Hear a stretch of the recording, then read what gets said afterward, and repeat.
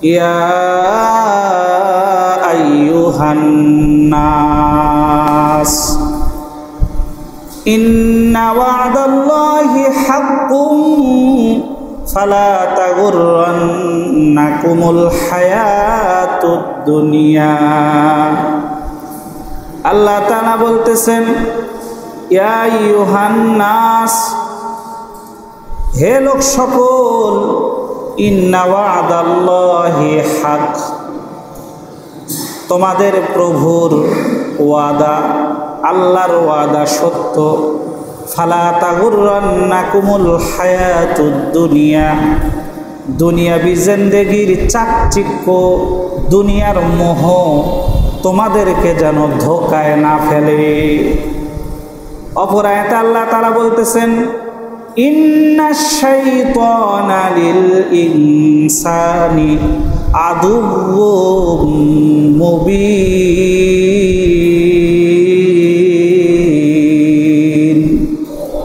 আল্লাহ বলতেছেন, নিশ্চয় শয়তান তোমাদের প্রকাশ্য শত্রু। তো সূরা ফাতিরের 5 নম্বর আয়াতে আল্লাহ তাআলা বললেন, দুনিয়াবি জিন্দেগির চাকচিক্য তোমাদেরকে যেন ধোকায় না ফেলে। তাহলে দুনিয়াবি জিন্দেগির চাকচিক্য কি, এটা জানার দরকার। দুনিয়ার চাকচিক্য হলো দুনিয়ার নারী, গাড়ি, ধন সম্পদ আর দুনিয়ার ক্ষমতার আসন, এগুলো হলো দুনিয়ার চাকচিক্য। কথা বলেন ঠিক কিনা? কত মানুষ নারীর পিছনে পড়ে ধ্বংস হয়ে গেছে, কত মানুষ ধন সম্পদের পিছনে পড়ে ধ্বংস হয়ে গেছে। পৃথিবীর ইতিহাস সাক্ষী, কত মানুষ ক্ষমতার আসনে বৈশা আখিরাতকে হারাইছে, আল্লাহকে হারাইছে, ধ্বংস হয়ে গেছে। কথা বলেন ঠিক কি? অপর আয়াতে আল্লাহ তাআলা বললেন, শয়তান তোমাদের প্রকাশ্য শত্রু। সুতরাং একজন মুমিনের জন্য উচিত হলো দুনিয়া থেকে সতর্ক থাকা। দুনিয়ার এই চাকচিক্যময় টাকা পয়সা, নারী গাড়ি, ক্ষমতার আসন যেন আমাকে আর আপনাকে আল্লাহ থেকে দূরে সরিয়ে না দেয়, এ বিষয়ে অত্যন্ত সতর্ক থাকতে হবে। কথা বলেন ঠিক কিনা? অপর আয়াতে আল্লাহ বলেছেন, শয়তান থেকে সতর্ক থাকে। তার কারণ শয়তান আমাদের প্রকাশ্য শত্রু। পৃথিবীতে চলতে গেলে দুনিয়ার প্রয়োজন আছে, টাকা পয়সা, গাড়ি বাড়ির প্রয়োজন আছে। তবে কতটুকু কোরআন হাদিস সামনে রাখলে বোঝা যায়, যতটুকু না হলেই নয় অতটুকু আপনি গ্রহণ করতে পারেন। এই দুনিয়ার মহাব্বত, টাকা পয়সার মহাব্বত যদি আপনার দিলের ভিতরে ঢুকে পড়ে, তাহলে দুনিয়া আপনাকে ধ্বংস করে দিবে। ক্ষমতার লোভ যদি ভিতরে ঢুকে পড়ে, তাহলে এই দুনিয়া আপনাকে ধ্বংস করে দিবে। এজন্য সতর্ক থাকতে হবে। বোঝানোর জন্য বলতেছি, নৌকার জন্য পানি প্রয়োজন, পানি ছাড়া নৌকা চলতে পারে না। তবে কতটুকু, যতটুকু না হলেই নয়। পানি যতক্ষণ পর্যন্ত নৌকার বাহিরে বাহিরে থাকবে ততক্ষণ পর্যন্ত ঠিক আছে, কিন্তু বাহিরের পানি যদি নৌকার ভিতরে ঢুকে পড়ে, যেরকম নৌকাকে ডুবিয়ে ফেলে, ঠিক তদ্রূপভাবে কোনো মুমিনের কলবের ভিতরে যদি দুনিয়া ঢুকে পড়ে, ক্ষমতার লোভ ঢুকে পড়ে, তো দুনিয়া তাকে ওরকম করে ধ্বংস করে দেয়। কথা বলেন ঠিক কিনা? আপনারা জানেন, ক্ষমতার আসন গ্রহণ করেছিল ফেরাউন। ক্ষমতা পাক, এটা দোষের কিছু নয়, কিন্তু দোষের কিছু হলো ওইটা যে ক্ষমতার আসনে বসে যদি আল্লাহকে ভুলে যায়। কথা বলেন ঠিক কিনা? সে ক্ষমতার আসনে বসে নিজেকে দাবি করেছিল, আনা রব্বুকুমুল আলা, আমি সবচাইতে বড় খোদা। আল্লাহকে ভুলে গিয়েছিল। আল্লাহ পাক রব্বুল আলামিন নীল নদের ভিতরে চুবায়া ডুবায়া এমনভাবে দুনিয়া থেকে নিয়ে গেছে, পুরা পৃথিবীর ভিতরে সাক্ষী হয়ে আছে। কথা বলেন ঠিক কিনা? নমরুদের ইতিহাসের দিকে তাকিয়ে দেখেন, ক্ষমতার আসনে বসেছিল, বসে আল্লাহকে ভুলে গিয়েছিল। তো আল্লাহ তাআলা কিচ্ছু করেন নাই, শুধু একটা নেংরা মশা নাকের ভিতরে ঢুকায় এমনভাবে বেইজ্জতি করে দুনিয়া থেকে নিয়ে গেছে যে পুরা পৃথিবীর ভিতরে সাক্ষী হয়ে আছে। কথা বলেন ঠিক কিনা? আল্লাহ পাক রব্বুল আলামিন কারুনকে ধন সম্পদ দিয়েছিল। ধন সম্পদ পাওয়া দোষের বিষয় নয়, কিন্তু পাওয়ার পরে যদি আল্লাহকে ভুলে যায় তাহলে এটা দোষের বিষয়। কথা বলেন ঠিক কিনা? সে ধন সম্পদ পাওয়ার পরে আল্লাহকে ভুলে গিয়েছিল। আল্লাহ পাক রব্বুল আলামিন তাকে এমন শাস্তি দিয়েছে, আপনাদের জানা আছে, পুরা পৃথিবীর ভিতরে ইতিহাস হয়ে আছে। কথা বলেন ঠিক কিনা? এজন্য একজন মুমিনের উচিত, আল্লাহ তাআলা কোরআনের অনেক জায়গায় বলেছে, এই শোনো, দুনিয়াবি জিন্দেগির এই চাকচিক্য, মোহ, ক্ষমতার লোভ তোমাদেরকে যেন ধ্বংস করে না ফেলে, ধোকায় না ফেলে। এজন্য একজন মুমিনের জন্য সব সময় সতর্ক থাকতে হবে। আমাদের আল্লাহওয়ালারা কেমন ছিল? আল্লাহু আকবার। তাদেরকে ক্ষমতার আসনে বসাইতে চাইছে, কিন্তু তারা বসে নাই কেন? তাদের দিলের ভিতরে একটাই ভয়, আমি ক্ষমতার আসনে বৈশা ক্ষমতার অপব্যবহার কইরা যদি আসমানের মালিকরে ভুলে যাই। তারা ক্ষমতার আসনে বসতে চায় নাই। কিন্তু আমাদের বিষয়টা উল্টা। কথা বলেন ঠিক কিনা? আমাদের দুনিয়া, লোভ, ক্ষমতা, এমন অবস্থা আমাদের ভিতরে চলে আসছে, আমার ক্ষমতার আসনে বৈশা আখেরাত যায় যাক, আমার দুনিয়া পাইলেই হলো, এরকম অবস্থা। কথা বলেন ঠিক কিনা? এরকম হওয়ার কারণ কি জানেন? এরকম হওয়ার কারণ হলো আমরা রসুলের আদর্শ থেকে অনেক দূরে চলে গেছি।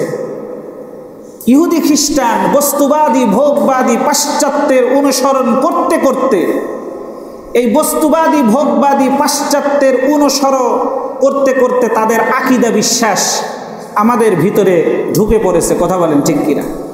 কাফেররা বলে দুনিয়াই হলো আসল, পরকাল বলতে কিছু নাই। বলেন নাউজুবিল্লাহ।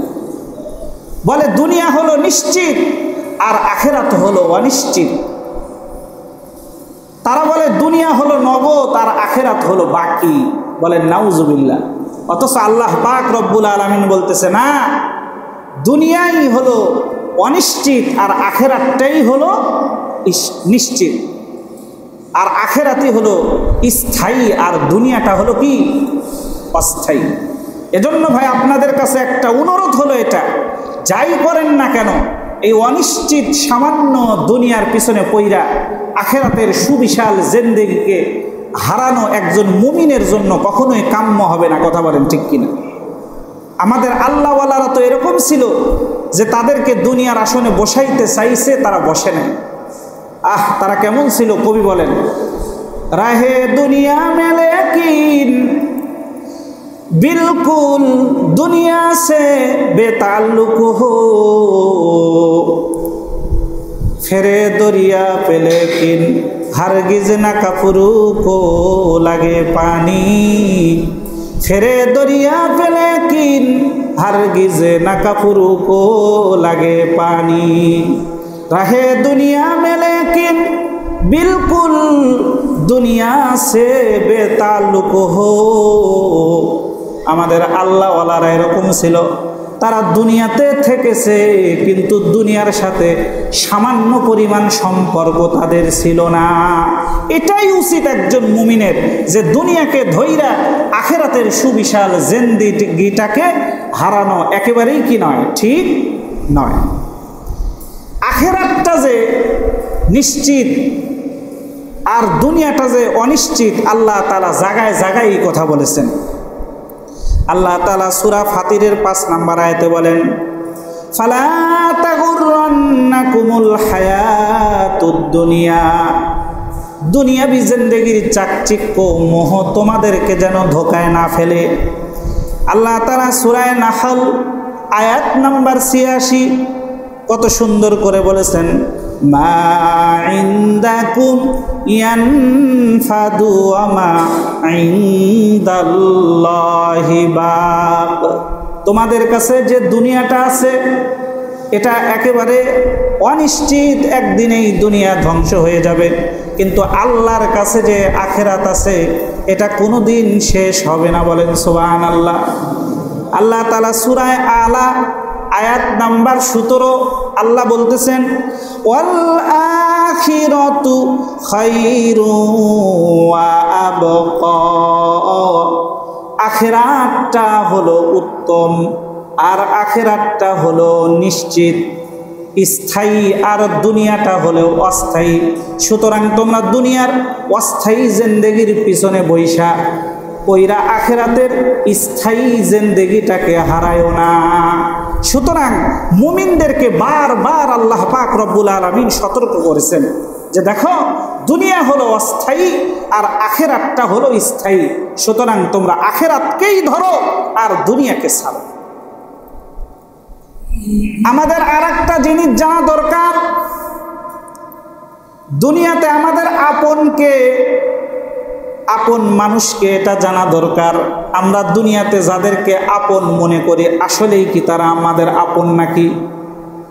যে বন্ধুর পিছনে পইরা নামাজ বাদ দিয়া ঘুরতেছেন, আড্ডা দিতেছেন, বিপদের সময় সেই বন্ধু আমার আর আপনার পাশে থাকবে কিনা একজন মুসলমানের এটা চিন্তা করা দরকার। কথা বলেন ঠিক কিনা? যে নেতার পিছনে ছুটতেছেন, ছুটতে ছুটতে জিন্দেগি শেষ করে ফেলে দিলেন, ওই নেতা বিপদের টাইমে কবরে আপনার পাশে থাকবে কিনা এটাও চিন্তা করা দরকার। কথা বলেন ঠিক কিনা? যে বিপদে থাকবে না সে কিন্তু আপনার আপন কেউ নয়। সুতরাং আপনার যেটা আপন ওইটাকেই খুঁজতে হবে। আমার আর আপনার আপন কি এইটা যদি জানতে হয় তাহলে আল্লাহ পাক রব্বুল আলামিনের রসুলের একটা হাদিস আমাদেরকে জানতে হবে। এই হাদিসটা এসেছে বুখারী এবং মুসলিম শরীফে। আল্লাহর রসুলের সাহাবী হযরত আনাস রাদিয়াল্লাহু তাআলা আনহু থেকে বর্ণিত। আনাস রাদিয়াল্লাহু তাআলা আনহু আন্নান নবী সাল্লাল্লাহু আলাইহি ওয়াসাল্লাম قال ইয়াতবাউল মাইতা সালাসাতুন আহলুহু ওয়া মালুহু ওয়া আমালুহু। বলে মানুষ যখন মৃত্যুবরণ করে, মরার পরে তারে গোসল করানোর পরে কাফন পরায় যখন কবরস্থানে নিয়ে যাওয়া হয়, কবরস্থান পর্যন্ত মৃত্যু ব্যক্তির সাথে তিনটা জিনিস যায়। আল্লাহর রসুল বলেন আহলুহু, এক নাম্বার হলো তার পরিবার পরিজন আত্মীয় স্বজন কবর পর্যন্ত যায়।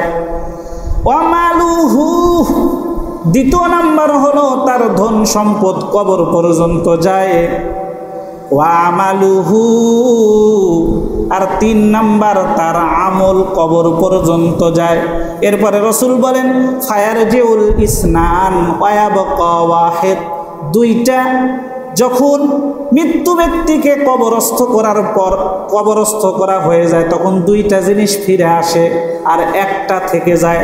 আল্লাহর রসুল বলেন ইয়ারজিউ আহলুহু ওয়া মালুহু, তার পরিবার পরিজন আত্মীয় স্বজন যারা কবর পর্যন্ত গিয়েছিল তারা ফিরে আসে, তার ধন সম্পদ যা কবর পর্যন্ত গিয়েছিল তা ফিরে আসে। কিন্তু একটা জিনিস তার সামনে থেকে যায়, আমালুহু, আল্লাহর রসুল বলেন সেটা হলো তার আমল। বলেন সুবহানাল্লাহ। সুতরাং আমার আপন ওইটাই যেটা আমার সাথে কবরে যাবে, আপনার আপন ওইটাই যেটা আপনার সাথে কোথায় যাবে? কবরে যাবে। যেটা আমার সাথে কবরে যাবে না, আপনার সাথে কবরে যাবে না, এটা আমাদের আপন নয়। আপনি আওয়ামী লীগ করেন না বিএনপি করেন, জাতীয় পার্টি করেন, আপনি হেফাজত করেন না ইসলামী আন্দোলন করবেন, সেটা আপনার ব্যক্তিগত বিষয়। তবে আপনাদের কাছে একটা অনুরোধ, এমন কোনো কাজ করেন না যাতে করে আখেরাত নষ্ট হয়ে যায়। কথা বলেন ঠিক কিনা? এমন কিছু করেন না যাতে আসমানের মালিক অসন্তুষ্ট হয়ে যায়। ওই দল করে কি লাভ যেই দলের পিছনে পইরা আখেরাত হারাইলেন? ওই দল করে কি লাভ যার পিছনে পইরা আল্লাহকে হারাইলেন? ওই দল করে কি লাভ যেই দলের অনুসরণ কইরা মারা গেলে মানুষ খুশি হয় আফসোস করা বাদ দিয়ে আলহামদুলিল্লাহ পরে? কথা বলেন ঠিক কি? মুসলমান, এটা দিল থেকে আপনাদেরকে বলতেছি, কষ্ট করে। সামান্য দুনিয়া জিন্দেগি, এই সামান্য দুনিয়া জিন্দেগিতে আপনি কয়দিন ভাই? খায়া থাকলেও আপনার দিন চলে যাবে, না খায়া থাকলেও আপনার দিন চলে যাবে। কথা বলেন ঠিক কিনা? এজন্য একজন মুসলমানের দিলের ভিতরে অনুশোচনা হওয়া দরকার, আমি কোথায় ছুটতেছি? আমি দুনিয়া কামাই করতে গিয়ে আমি তো আমার আখিরাতকে হারাইতেছি না, এটা একজন মুসলমানের জানা দরকার। কথা বলেন ঠিক কিনা? অথচ এই দুনিয়া আখিরাতের তুলনায় অতি সামান্য, একেবারে নগণ্য। কেমন নগণ্য? এই কথাটাই আল্লাহর রসুল হাদিস শরীফের ভিতরে বলেছেন। রসুল বলেন ক্বালা রাসূলুল্লাহ সাল্লাল্লাহু আলাইহি ওয়াসাল্লাম মাদ দুনিয়া ফিল আখিরাহ ইল্লা মিসলু মা ইয়াজআলু আহাদুকুম ইসবাহু ফিল ইয়াম্মি ফালিয়ানজুর বিমা ইয়ারজিউ। আল্লাহ রাসূল বলে, শোনো, ওই যে আখিরাতের বিশাল জিন্দেগি, ওর তুলনায় দুনিয়াবি জিন্দেগি কতটুকু জানোনি? বলে 7 সমুদ্র 13 নদীর পানি। এই পানির ভিতরে কোনো ব্যক্তি যদি তার হাতের এই আঙ্গুলটা ঢুকায় দেয়, এরপরে আঙ্গুলটা উঠায়, আঙ্গুল উঠানোর পরে আঙ্গুলের আগার যে পানি, 1 ফোঁটা পানি, এটা হলো দুনিয়াবি জিন্দেগির হায়াত। আর 7 সমুদ্র 13 নদীর পানি, এটা হলো আখিরাতের হায়াত। বলে এমন এক সময় আসবে রে, যে সময় ওই 7 সমুদ্র 13 নদীর পানি শেষ হয়ে যাবে, কিন্তু শুনে রাখো, আখিরাতের হায়াত কোনোদিন শেষ হবে না। বলেন সুবহানাল্লাহ। ইমাম গাজ্জালী রহমতুল্লাহ আলাইহি এই বিষয়টা আরো সুন্দর করে বুঝাইছে। বলে, শোনো, দুনিয়ার যে জমিন আছে আর আসমান, এই দুনিয়ার জমিন আর আসমানের মাঝখানের যে ফাঁকা জায়গা, এটা কতটুকু দূরত্ব বলেন দেখি? আল্লাহই ভালো জানে, কথা বলেন ঠিক কিনা? তবে আপনাদেরকে একটা ধারণা দেওয়ার জন্য বলতেছি, দিনের বেলায় আকাশের দিকে তাকাইলে আকাশের ভিতরে ছোট্ট একটা সূর্য দেখা যায়, বলের মতো মনে হয়, ভাতের থালার মতো মনে হয়। এই সূর্য কত বড় জানেননি? এই যে আমরা পৃথিবীতে বাস করতেছি, এই পৃথিবীর চাইতে 13 লক্ষ গুণ বড় হলো এই একটা সূর্য। এত ছোট দেখা যায় কেন? এই পৃথিবী থেকে অনেক দূরে। আবার রাতের বেলায় আকাশের দিকে খেয়াল করলে দেখবেন তারকা দেখা যায় একেবারে ছোট্ট ছোট্ট, চোখে পড়ে না। বলে এই দুনিয়ার চাইতে 13 লক্ষ গুণ বড় যে সূর্য, এই সূর্যের চাইতে লক্ষ লক্ষ কোটি কোটি গুণ বড় হলো ওই তারকা। বলেন সুবহানাল্লাহ। এত ছোট দেখা যায় কেন? বলে এটা দুনিয়া থেকে অনেক দূরে। তো ইমাম গাজ্জালী রহমতুল্লাহ আলাইহি বলতেছেন, এই দুনিয়ার জমিন থেকে আসমান পর্যন্ত এই পুরা জায়গা যদি সরিষার দানা দিয়ে ভরে দেওয়া হয়, আর 1 দিন নয় 2 দিন নয় রে, 1000 বছর পর পর একটা পাখি এসে যদি এখান থেকে একটা করে দানা নিয়ে যায়, এমন একদিন আসবে আসমান আর জমিনের মাঝখানের এই সরিষাগুলো একটা করে নিতে নিতে এক সময় শেষ হয়ে যাবে। কিন্তু শুনে রাখো, আখিরাতের জিন্দেগি কখনো শেষ হবে না। বলেন সুবহানাল্লাহ, আল্লাহু আকবার। এজন্য আপনাদের কাছে একটাই কথা, অনুরোধ, ভাই যাই করেন না কেন, আমি আপনাদেরকে হিতাকাঙ্ক্ষী হিসাবে বলতেছি, দিলে দরদ নিয়ে বলতেছি, আপনি যে পথে চলতেছেন, আপনি যাকে অনুসরণ করতেছেন, সেখানে চলে আপনি কি আল্লাহকে পাবেন? আপনি কি রসুলকে পাবেন? আপনি তো আপনার আখিরাতকে হারাচ্ছেন না। এ বিষয়ে কিন্তু খেয়াল করা দরকার। কথা বলেন ঠিক কিনা? আমি বুঝানোর জন্য বললাম, দুনিয়া কিন্তু অতি সামান্য। আপনি খেয়ে থাকলেও দুনিয়া চলে যাবে, না খেয়েও থাকলেও দুনিয়া চলে যাবে। কিন্তু আখিরাতের বিশাল হায়াতকে সামান্য 2 টাকার পিছে পইরা, গাড়ি বাড়ির পিছনে পইরা, ক্ষমতার পিছে পইরা আপনি আখিরাতকে হারায়েন না। এটা হলো আমার মূল কথা। কথা বলেন ঠিক কিনা? এজন্য মানুষ যখন মৃত্যুবরণ করে, সঙ্গে সঙ্গে আমলের দরজা বন্ধ হয়ে যায়। এজন্য একজন মুমিনের উচিত হলো যা কামাই করার দুনিয়াতেই করতে হবে। কথা বলেন ঠিক কিনা? এক সময় আল্লাহকে বলবে, আল্লাহ আমাকে যদি আর একটা সুযোগ দেওয়া হয় দুনিয়াতে যাওয়ার, আল্লাহ আর নাফরমানি করব না, একটা সুযোগ দাও, শুধু দুনিয়াতে যাব, গুনাহ করব না, কোনো নেতার পিছনে ঘুরে সময় নষ্ট করব না, আল্লাহ শুধু ইবাদত করব, ইবাদত করবা। আল্লাহ বলবে না, আর সময় নাই। সুতরাং যা করতে হবে কোথায় বলেন? দুনিয়াতে। তবে এমন কিছু আমল আছে যে আমলগুলো আপনি কবরে বইসেই পাইতে থাকবেন। এমন আমল করার দরকার আছে কিনা বাজান বলেন? এজন্য আমার আর আপনার কাজই হবে এটা, কিভাবে আমার আর আপনার আমলের পাল্লা ভারী হয় ওই কাজ করা। কথা বলেন ঠিক কিনা? এমন কিছু আমল যেটা কবরে বইসা তার সব পেতে থাকবেন, এটা জানতে হলে রসুলের একটা হাদিস আপনাদেরকে জানতে হবে। এই হাদিসটা বর্ণনা করেছে আল্লাহর রাসূলের সাহাবী হযরত আবু হুরায়রা রাদিয়াল্লাহু তাআলা আনহু। উনি বর্ণনা করেন, রাসূল বলেন, ক্বালা রাসূলুল্লাহ সাল্লাল্লাহু আলাইহি ওয়াসাল্লাম, ইন্না মিম্মা ইয়ালহাকুল মুমিনা মিন আমালিহি ওয়া হাসানাতিহি বা'দা মাউতিহি।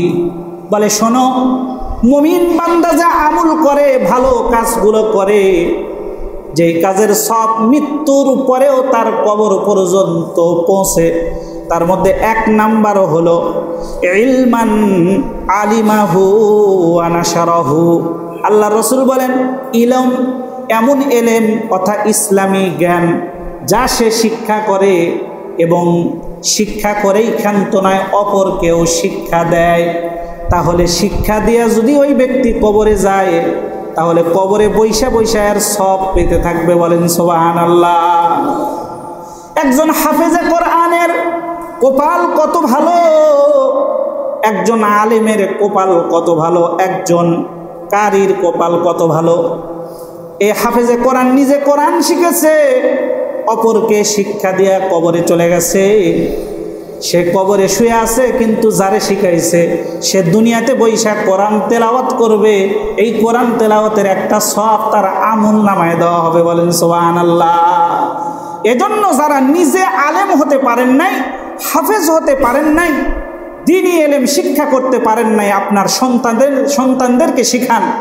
আর যাদের সন্তানদেরকে শিখানোরও বয়স চলে গেছে, আপনারা আপনাদের নাতিদেরকে শিখান। মেয়ের ঘরের হোক অথবা কার ঘরের হোক, বলেন ছেলের ঘরের হোক, পারবো তো ইনশাল্লাহ। তাহলে এটা এমন আমল, কবরে বৈশাখ আর সব পাইতে থাকবেন। এক নাম্বার। দুই নাম্বার, আল্লাহ রাসূল বলেন, ওয়ালাদান সালিহান তারাকাহু। দুই নাম্বার হলো যে ব্যক্তি দুনিয়াতে তার নেক সন্তান রাইখা গেছে, এই ব্যক্তি পৃথিবীর ভিতরে সব চাইতে বড় ভাগ্যবান ব্যক্তি। বলেন সুবহানাল্লাহ। কেউ মারা যাবার পরে কারো সন্তান যদি তার বাবার লাশ সামনে নিয়া, মা মারা গেল, মায়ের লাশ সামনে নিয়া জানাজার নামাজে দাঁড়ায় যায়, আল্লাহকে বলে, আল্লাহ তুমি আমার বাবারে মাফ করে দাও, মারে মাফ করে দাও। কবরস্থ করার পরে কবরস্থানে দাঁড়ায় আল্লাহকে যদি ডাক দেবার, আল্লাহ আমার মারে আমি কবরে রাখছি, বাবারে কবরে রাখছি, আল্লাহ তোমার কাছে কোনো চাওয়া নাই, তুমি আমার মারে মাফ করে দাও, বাবারে মাফ করে দাও। কোরআন হাদিস যেটা সাক্ষী দেয়, প্রকৃতপক্ষেই যদি বাবার জন্য ছেলে কান্না করতে পারে, চোখের পানি নাকের ডগায় আসার আগেই আল্লাহ তাআলা তার বাবার জিন্দেগির গুনাহ মাফ করে দিবে। বলেন সুবহানাল্লাহ, আল্লাহু আকবার। এটা একটা ভালো কাজ, নেক কাজ। কথা বলেন ঠিক কিনা ভাই? এগুলো করেন। কিসের নেতার পিছনে সুইটা আপনার জিন্দেগি নষ্ট করতেছে? হ্যাঁ ছোটেন, যদি সেখানে সুইটা আখেরাত থাকে তাহলে ছোটেন, সমস্যা নেই। কি হইতেছে? এমন কিছু করতেছেন না তো যাতে করে আপনার আখেরাত নষ্ট হয়? আপনার কবরে যখন শাস্তি দেওয়া হবে, কেউ কিন্তু আপনার পাশে থাকবে না ভাই। একটা আঙ্গুল কেটে গেলে কত কষ্ট হয়, একটা হাত না থাকলে কত কষ্ট হয়। আপনি যদি আমল ভালো না হয়, কবরে ঢুকানোর সঙ্গে সঙ্গে ফেরেশতারা এসে আপনাকে শাস্তি দিতে থাকবে, তখন আপনার কি অবস্থা হবে? এজন্য নিজের জিন্দেগির আমল নিজেকেই সুন্দর করতে হবে। কথা বলেন ঠিক কিনা? এরপরে 3 নাম্বার হলো আও মুসাহহিফান ওয়ারাসাহু। যদি কোনো ব্যক্তি কোনো কোরআন শরীফ দুনিয়াতে অক্ষ কইরা মারা যায়, তো এই কোরআন মাদ্রাসায় দিলেন অথবা মসজিদে দিলেন অথবা কোনো ব্যক্তিকে দিলেন যে তুমি পড়ো, ওই দুনিয়াতে বৈশা বৈশা পড়বে, আপনি কবরে বৈশা তার সব পাইতে থাকবেন। বলেন সুবহানাল্লাহ। 4 নাম্বার আও মসজিদান বানাহু। যদি কোনো ব্যক্তি দুনিয়াতে কোনো মসজিদ নির্মাণ করে অথবা মসজিদ নির্মাণ করার কাজে সহযোগিতা করে, তো কিয়ামত পর্যন্ত এই মসজিদ দুনিয়াতে থাকবে, তো বান্দা কবরে বৈশা বৈশা এর সব পেতে থাকবে। বলেন সুবহানাল্লাহ। মানুষ এসে ওই মসজিদে সেজদা দিবে, ওই সবের একটা অংশ মসজিদ নির্মাণকারী বা সহযোগিতাকারীর কবরে যাবে। বলেন সুবহানাল্লাহ। এছাড়া রাসূল হাদিসে বলে, রে মাম বানা লিল্লাহি মসজিদান বানাল্লাহু লাহু বাইতান ফিল জান্নাহ। যদি কোনো ব্যক্তি আল্লাহকে রাজি খুশি করার জন্য দুনিয়া একটা মসজিদ তৈরি করে, আল্লাহ তাআলা জান্নাতের ভিতরে এর বিনিময়ে সুন্দর প্রাসাদ তাকে পুরস্কৃত করবেন। বলেন সুবহানাল্লাহ। এজন্য এগুলো করে যান, যে কাজ করলে কবরে বসে সব পেতে থাকবেন। আর একটা হলো বাইতান লি ইবনিস সাবিল বানাহু, মুসাফিরখানা আছে না, আগের যুগে এরকম থাকতো, মুসাফিরখানা তৈরি করে রাখছে, মানুষেরা সফর করতে করতে ক্লান্ত হলে সেখানে গিয়ে রেস্ট নিত। কথা বলেন ঠিক কিনা? এরকম মুসাফিরখানা যদি কেউ তৈরি করে যায় তাহলে কবরে বসে আর সব পেতে থাকবে।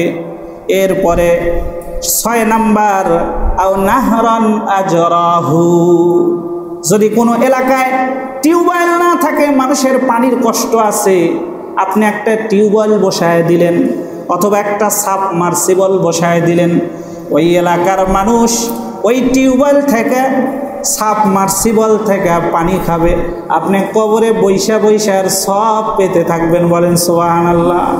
এটা হলো সাদাকায়ে জারিয়া। আর 7 নাম্বার রসুল বলেন, আও সাদাকাতান আখরাজাহু মিম্মালিহি ফি সিহহাতিহি ওয়া হায়াতিহি তালহাকুহু বাদা মাউতিহি। আপনি সুস্থ অবস্থায় আল্লাহর রাস্তায় যে দান সদকা করেছেন, এই দান সদকার সবও ওই ব্যক্তির আমল নামায় মৃত্যুর পরে তার সব আমল নামায় পৌঁছতে থাকে। বলেন সুবহানাল্লাহ। এজন্য এই বিষয়গুলো অবশ্যই আমাদের খেয়াল রাখা দরকার, দুনিয়ার পিছে পইরা আমরা যেন আখেরাতকে না হারাই। এজন্য শুরুতেই বয়ানের বলেছি যে আল্লাহ তাআলা বিভিন্ন জায়গায় বলেছে এই দুনিয়া যেন তোমাদেরকে ধোকায় না ফেলে। আবার বলেছে কি, শয়তান তোমাদের প্রকাশ্য শত্রু, সুতরাং শয়তান থেকে তোমরা সাবধান থাকবে। আমাদেরকে আরেকটা জিনিস ধোকায় ফেলে, সেটা কি জানেন? আল্লাহর দয়ালু, আল্লাহ মাফ করে দিবে, আছে না এরকম? আমল নাই, নামাজ নাই, রোজা নাই, আল্লাহর ঠেকা রাখছে আপনাকে কি করবে? মাফ করবে। ভাই আল্লাহ ইনসাফকারী না? বলেন আল্লাহ ইনসাফকারী, এর ভিতরে কোনো সন্দেহ আছে? না। একজন ব্যক্তি সারা জীবন কষ্ট করে করে আমল করলো, তাকেও জান্নাত দিল, আর আপনি বসে বসে নাফরমানি করলেন, আপনাকেও জান্নাত দিল। ইনসাফ হইল না? আল্লাহ ইনসাফ করবে। এইগুলো যে ধোঁকা, এর দলিল আল্লাহ তাআলা কোরআনে কারিমের ভিতরে কি বলতেছেন? সূরা আরাফ আয়াত নাম্বার 99 আল্লাহ বলেন, ফালা ইয়ামানু মাকারাল্লাহি ইল্লাল কওমুল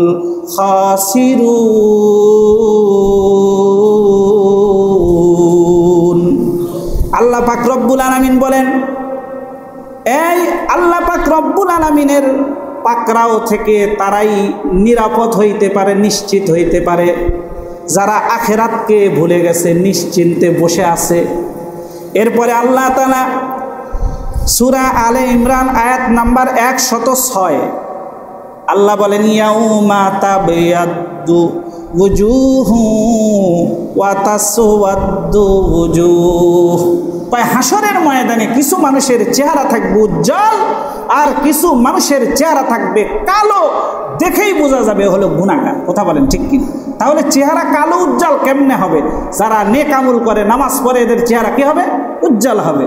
আর যারা গুনাহ করে, এদের চেহারা হাসরের ময়দানে কি হবে বলেন? কালো হবে। সুতরাং এই কথা বলে বসে থাকলে হবে না, আল্লাহ মাফ করে দিবে। আল্লাহ তাআলা সূরা আরাফের 166 নম্বর আয়াতে বলতেছেন, ইন্না রাব্বাকা লাসারিউল ইকাব, নিশ্চয়ই তোমার পালনকর্তা অতি দ্রুত হিসাব গ্রহণকারী। এরপরে আল্লাহ পাক রব্বুল আলামিন সূরা করিয়ার আয়াত নাম্বার 6 বলতেছেন, ফামান সাকুলাত মাওয়াজিনুহু ফাহুয়া ফি ঈশাতির রাদিয়া। যার আমলের পাল্লা ভারী হবে সে সুখময় জিন্দেগি যাপন করবে। ওয়ামান খাফফাত মাওয়াজিনুহু ফাউম্মুহু হাবিয়া। আর যার আমলের পাল্লা হালকা হবে সে থাকবে জাহান্নামের ভিতরে। সুতরাং এই কথা বলার কোনো অর্থই আসে না যে আল্লাহ কি করে দিবে? মাফ করে দিবে। এরপরে মুসলিম শরীফে একটা হাদিস এসেছে, আল্লাহ রসুল বলেছেন, লাউ ইয়ালামুল মুমিনু মা ইনদাল্লাহি মিনাল উকুবাহ মা তামা বিজান্নাতিহি আহাদুন। মানুষ যদি জানতো রে আল্লাহর কাছে কি পরিমাণ শাস্তি আছে, তাহলে তারা জান্নাতেরই আশা করত না। এটা একটা কি জানা দরকার। আর একটা হাদিস বলে শেষ করতেছি। শেষ পর্যায়ে আল্লাহ রসুল সাল্লাল্লাহু আলাইহি ওয়াসাল্লামের একজন সাহাবী আনাস রাদিয়াল্লাহু তাআলা আনহু বলেন, ক্বালা খাতাবা রাসূলুল্লাহি সাল্লাল্লাহু আলাইহি ওয়াসাল্লাম খুতবাতান মা সামিতু মিসলাহা কত্তু। আল্লাহর রাসূলের সাহাবী হযরত আনাস বলেন, আল্লাহর রাসূল একদিন এমন কিছু ভাষণ দিলেন, এমন ভাষণ আল্লাহর রাসূলের কাছ থেকে আর কোনোদিন শুনি নাই। ফাকালা, তারপরে রাসূল বলেন, লাউ তা'লামুনা মা আ'লামু, ও সাহাবায়ে কেরাম আমি যা জানি, তোমরা সাহাবায়ে কেরাম তোমরা যদি তা জানতে, লা যাহিকতুম কলিলা ওয়া বাকাইতুম কাসীরা, তাহলে তোমরা বেশি বেশি করে কান্না করতে আর কম কম করে হাসতে। আল্লাহ কোরআনেও বলেছে, ফাল ইয়াদহাকু কলিলা ওয়ালয়াবকু কাসীরা, বেশি বেশি করে কাঁদো আর কম কম করে কি করো, হাসো। তো আল্লাহ রসুলের সাহাবী বলে, রসুল যখন এই কথা বলছে তো সাহাবায়ে কেরাম কি করছে, ফাগাত্তা আসহাবু রাসূলিল্লাহি সাল্লাল্লাহু আলাইহি ওয়াসাল্লাম ওয়াজুহাহুম, সঙ্গে সঙ্গে সাহাবায়ে কেরাম কাপড় দিয়া তাদের চেহারাটাকে ঢেকে ফেলছে আর এমন কান্নাকাটি শুরু করছে, ওয়ালাহুম খনিনুন, তাদের কান্নার আওয়াজের কারণে পুরা মজলিস শুধু কান্নার আওয়াজ আসতেছিল। এজন্য সাহাবায়ে কেরাম রসুলের কথা শুনছে তো সঙ্গে সঙ্গে সেটা আমল করার কি করছে, চেষ্টা করছে। আমি আপনাদেরকে যে কথা বললাম শুরু থেকে, যে দুনিয়াবি জিন্দেগির চাকচিক্য, টাকা পয়সা, গাড়ি বাড়ি, ক্ষমতার আসন, এটা যেন আমাকে আর আপনাকে ধোকায় না ফেলে। কথা বলেন ঠিক কিনা? এজন্য এই বিষয়ে সতর্ক থাকতে হবে, শয়তান যেন আমাকে আপনাকে ধোকায় না ফেলে। এজন্যই তো কবি বলেছেন, এমন জীবন করো হে গঠন, মরণে হাসিবে তুমি কাঁদিবে ভুবন।